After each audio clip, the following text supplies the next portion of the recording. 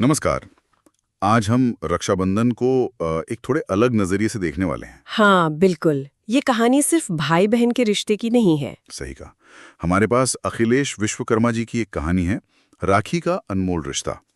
इसके कुछ हिस्से देखेंगे। हम्म। इसमें एक रिक्शा चलाने वाले लड़के और एक लड़की मतलब एक बहन के बीच अचानक बने एक बहुत ही प्यारे रिश्ते की बात है। हाँ हाँ, जो दिल को छू जाती एकदम।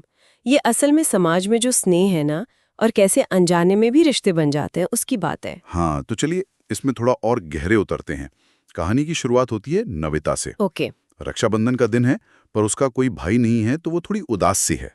समझ आता है। वो बाजार में है और घर जाने के लिए एक रिक्शा करती है। ठीक है।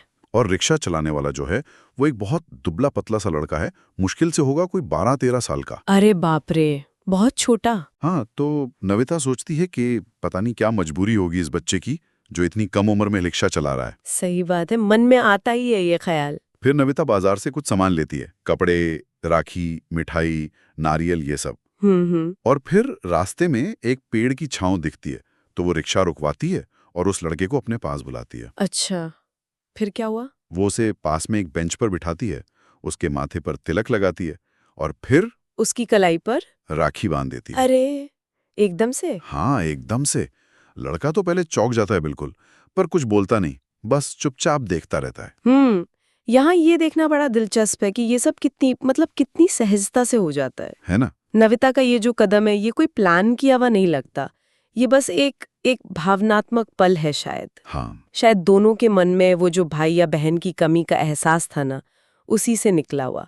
ये दिखाता है कि कैसे भावनाएं कभी-कभी तयशुदा दायरों से आगे निकल जाती हैं। बिल्कुल। और ये कनेक्शन कितनी तेजी से बनता है।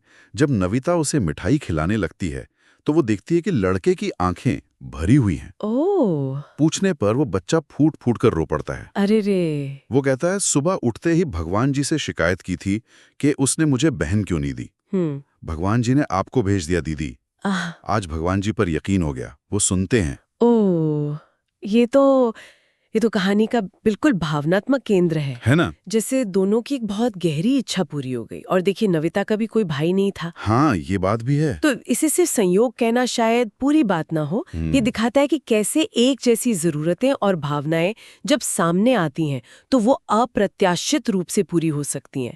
एक बहुत शक्तिशाली उदाहरण है ये मानवीय जुड़ाव का। बिल्कुल सही कहा।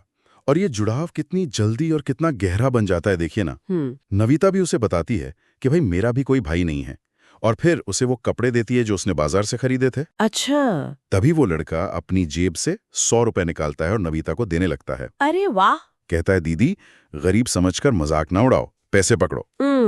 भाई छोटा हो या बड़ा, बहन का नहीं खाता। क्या बात है। और फिर वो नविता को पास की दुकान पर ले जाता है और अपनी कमाई से जो भी उसके पास थे, 300 रुपए की एक ड्रेस दिलाता है। उसकी बातों में और उसके काम में उसका स्वाभिमान देखिए। हाँ, और ये सिर्फ गर्व नहीं है, ये है उस नए रिश्ते की जिम्मेदारी को तुरंत अपना लेना। हाँ, बिल्कुल। उसकी उम्र और उसकी जो भी परिस्थिति रही हो, उसके बावजूद वो तुरंत एक भाई की भूमिका में आ जाता है। ये धारणाओं को चुनौती देता है। ये वाकई दिखाता है कि रिश्तों में सम्मान का भाव शायद आर्थिक स्थिति से कहीं ज्यादा मायने रखता है। हाँ, है ना? बिल्कुल। और वो वादा भी करता है कि बड़ा होकर वो नविता को और भी अच्छी ड्रेस दिलाएगा। पर नविता कहती है कि ये ड्रेस ही उसके लिए करोड़ों की है। सही बात है।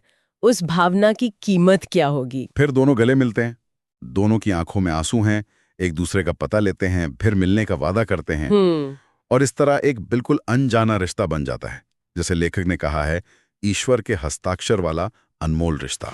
क्या खूब कहा है।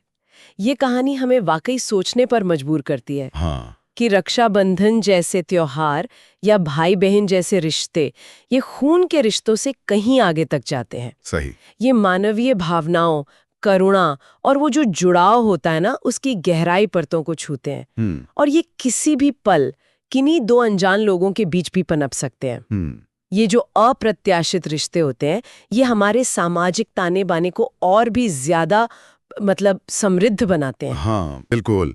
एक छोटी सी पहल और दो लोगों की वो साझा भावनाएं, और कैसे एक सार्थक, एक अनमोल रिश्ता बन गया।